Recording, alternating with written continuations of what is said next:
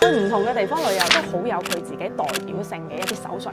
14年順德就攞到世界美食之都，美食底蘊咁濃厚嘅一個地方。好似以前啦，真係唔知買乜嘢出去俾人。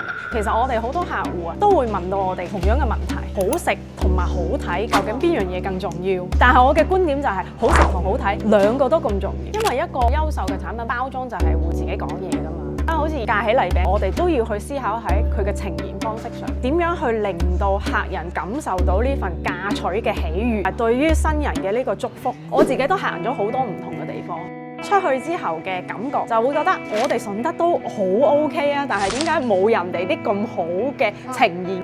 其實唔係好好嘅產品，係有時候你會覺得唔能夠好全面咁體現出我哋順德嘅呢個城市底蘊同埋活力現代嘅一面。用我哋自己嘅話嚟講，就係唔夠威咯。我當時就會覺得順德都一樣可以做出好有順德底蘊嘅一個手信嘅。19年啦，漁村亦都係設立咗2架馬車，我自己咧就係負責食品呢個板塊。好多人對漁村嘅印象就係，以前係一個好傳統嘅酒樓。咁當時我哋自己亦都思考，作為一個順德本地嘅老字號品牌，點樣可以結合到我哋嘅文化，又可以更年輕、更創新。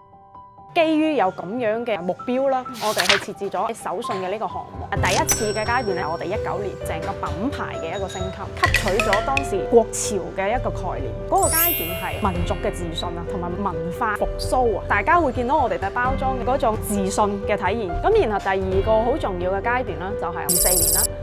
回歸翻順德本土嘅非遺文化、地標文化，令到大家嚟到順德之後食到好食嘅嘢，亦都可以帶走好食又好睇嘅嘢，去做唔同嘅色系、唔同嘅設計，亦都係希望去體現翻順德呢個城市好現代、好開放、好海納百川。所以喺手信呢件事情，我覺得同樣係好需要敢為人先。